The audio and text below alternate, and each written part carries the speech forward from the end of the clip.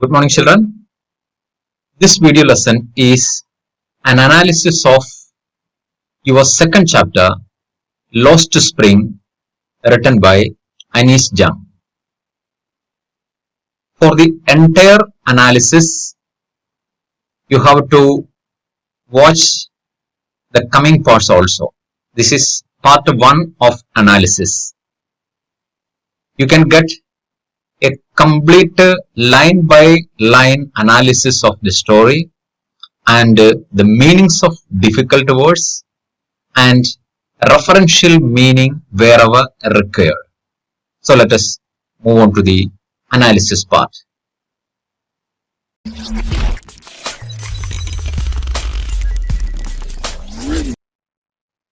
Chapter 2, Lost Spring, Stories of Stolen Childhood, written by Anis Jam.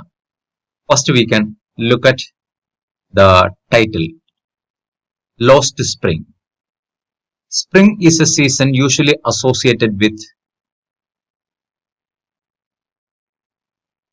optimism and hope. But here in this story, the word spring is used as a metaphor. A metaphor for childhood. Because sometimes writers used the 4 seasons related with the 4 phases of human life. So the first phase, that is the childhood, it is indicated through the word spring. So lost spring here simply means lost childhood. We know so much about childhood. It is a period of enjoyment, period of energy, enthusiasm, and there is an inclination in children for outdoor activities. It is usually said that childhood is a kingdom where nobody dies. Childhood is also the period for learning new knowledge and skills. It is also the time for schooling. Each child hopes for new beginnings and a bright future. Now let us move on to the text. The first line. Sometimes I find a rupee in the garbage. Finding a rupee in the garbage is the work of usually the rag pickers. So from the very beginning of the story, the writer gives us the clue that this is the story of drag pickers. Why do you do this? I ask Sahib, whom I encounter every morning, scrounging for gold in the garbage dumps of my neighborhood. So here, the writer directly converses with the child. She asks him, why does he do this? The answer for this question is because sometimes he finds a rupee in the garbage. So here, the word encounter means accidental meeting. Accidental meeting. When we meet people accidentally, it is called encounter. I encounter every morning scrounging for gold in the garbage dumps of my neighborhood. This child, Sahib, comes every day scrounging for gold. Scrounging here means to hunt something nominal in value. Nominal in value. This is when the writer uses scrounging for gold, we can see the literary device of antithesis used there. because scrounging is not an adjective for searching gold. Scrounging can be used with a word something like we find in a garbage. But this child is scrounging for gold in the garbage dumps. So gold here is an irony. It's an ironical usage.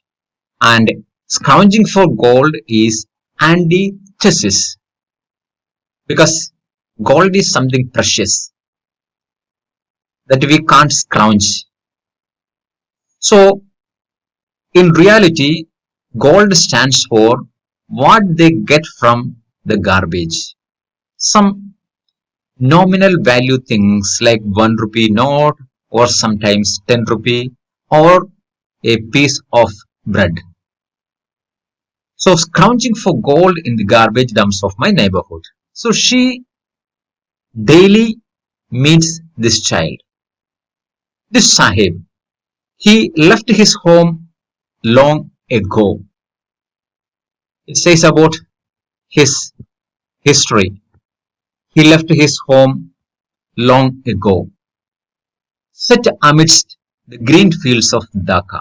So he is an immigrant boy to India. He came from Dhaka.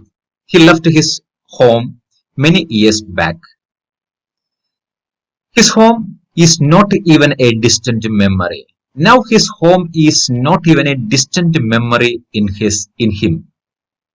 There were many storms that swept away their fields and homes, his mother tells him.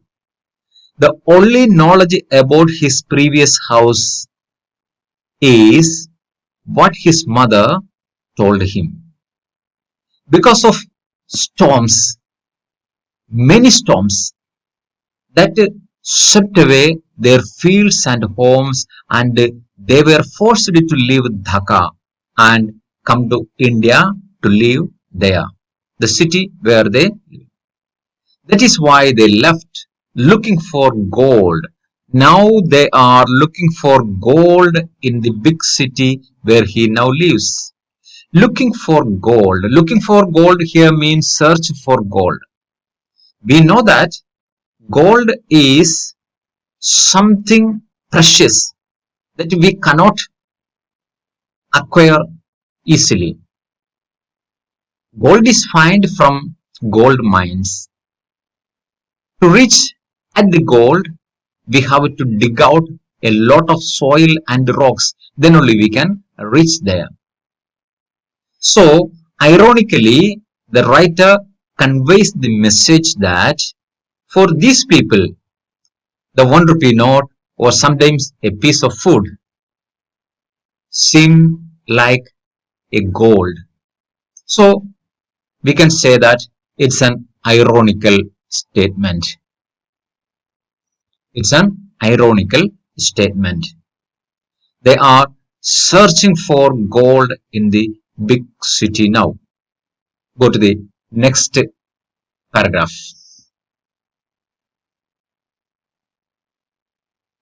I have nothing else to do, he mutters, looking away. Why do you do this? The answer for the question is, the boy says, he has nothing else to do. He mutters. Mutters means murmurs, looking away. This is very important, looking away. He is not confident. That is why the title used as Lost Spring. He has no optimism, no hope in him. He lost both. That's why he looks away and talks to her. Then the writer tells him, go to school. I say glibly. Glibly here means as a flaw, without thought. She asks him, why doesn't he go to school? Then immediately realizing how hollow the advice must sound. Because Here, she recognizes the condition of the child only after raising the question. That is, why doesn't he go to school? For going school, a child must be met with the basic needs. What are the basic needs? Food and shelter.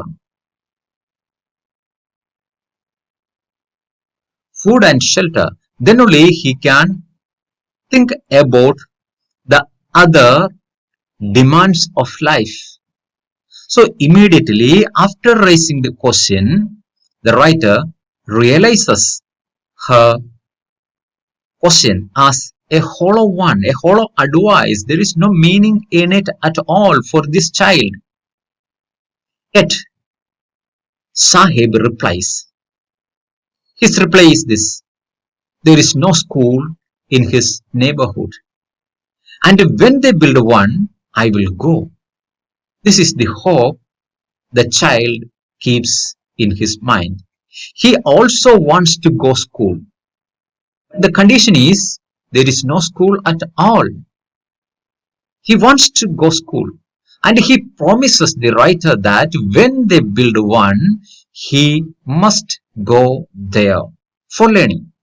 So this is the ultimate need and want of Sahib. He does not like coming to everyday morning in the garbage bins and searching for the gold there, searching for 1 or 2 rupees there. Let us move on to the next page.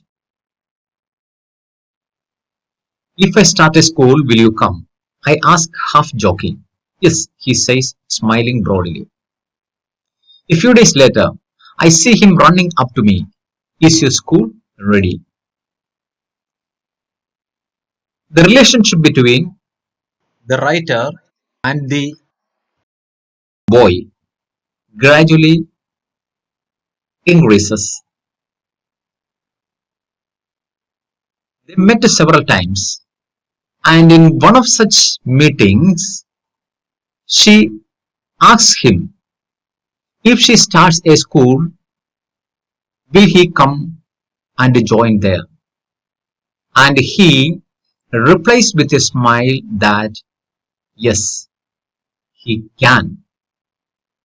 Then, when they meet again after a few days, he runs up to her and asks her whether her school is get ready or not. Then she replies, it takes longer to build a school. I say, embarrassed at having made a promise that was not meant, but promises like mine abound in every corner of his bleak world. Then she replies that it takes a lot of time to build a school. This she says with a little bit embarrassed. Embarrassed here means she felt a shameful discomfort.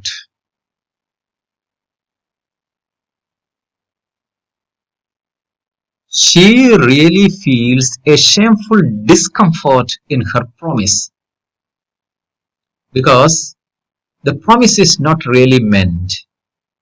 She never thinks that he might taken it for granted. But promises like mine, that promises like mine abound in every corner of his bleak world. Abound here means in large number.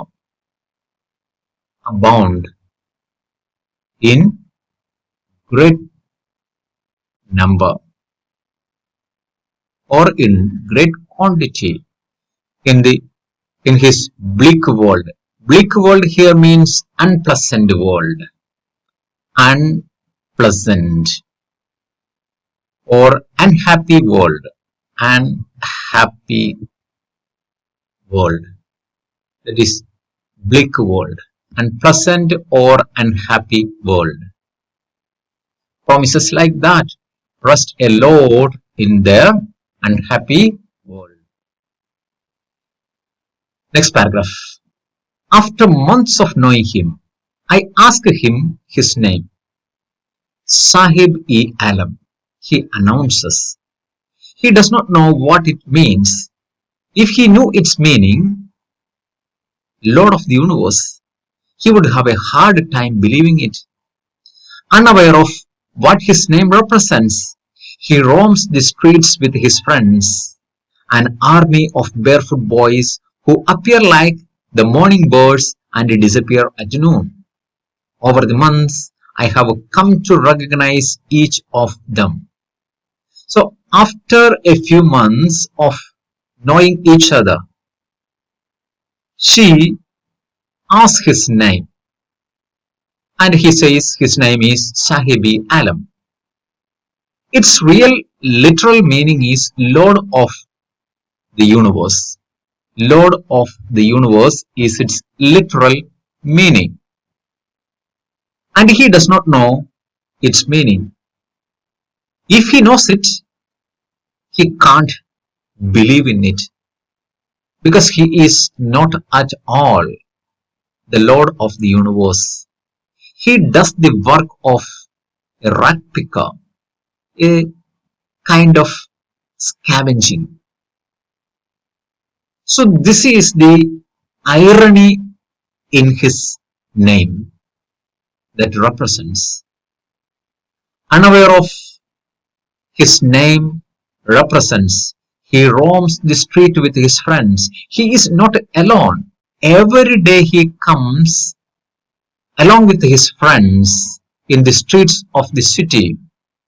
They are an army of barefoot boys who appear like the morning birds and disappear at noon.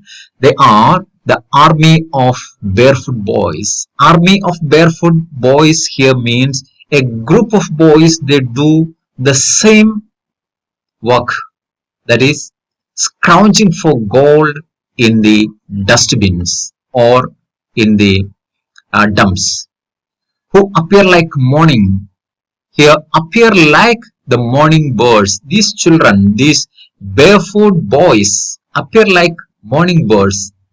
The, the literary device of simile is used here, comparing these children with the morning birds. They appear in the city, the street, and the dustbins and the dump of waste, and they search for something there like birds and go or disappear at noon. Over the months, I have come to recognize each of them. Little by little, the writer come to know each and every one in the group. Children, this is the first part of the explanation of the lesson, Lost Spring. The video is too lengthy, so I cut short into three parts. This is the first part for the first part of the story.